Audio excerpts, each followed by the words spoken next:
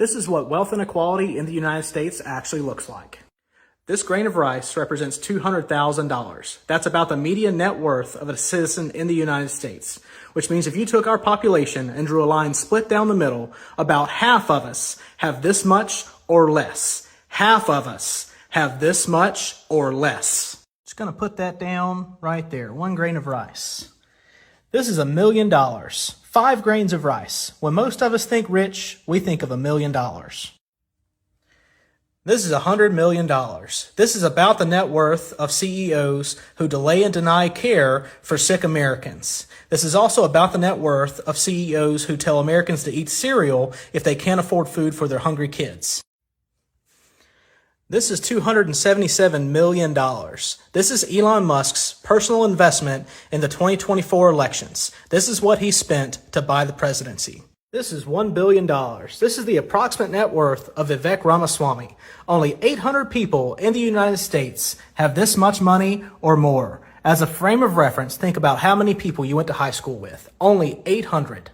And this is $6.3 billion. This is the approximate net worth of Donald Trump. He recently said in an interview that he doesn't think he can bring grocery prices down after running his campaign on a promise to do so. He also blames immigrants who have less than a fraction of a grain of rice each for a lot of the financial troubles facing our country. And this is Elon Musk. He's worth $400 billion. He spent $277 million on the 2024 election cycle, while we have homeless veterans on our streets and hungry kids in our schools. This is what actual wealth disparity looks like in America. Each grain of rice is worth $200,000. And Elon Musk also wants to fire 75% of our federal workforce, which includes a majority of veterans. He wants to fire 75% of these people who have a single grain of rice trying to earn a living and feed their families because he says that that's inefficient.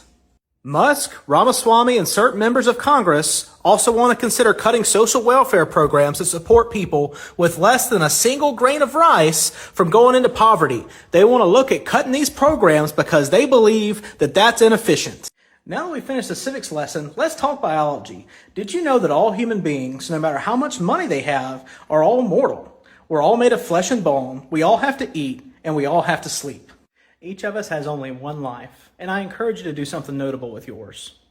The American dream has been stolen from you. What happens to a dream deferred? Who's hungry?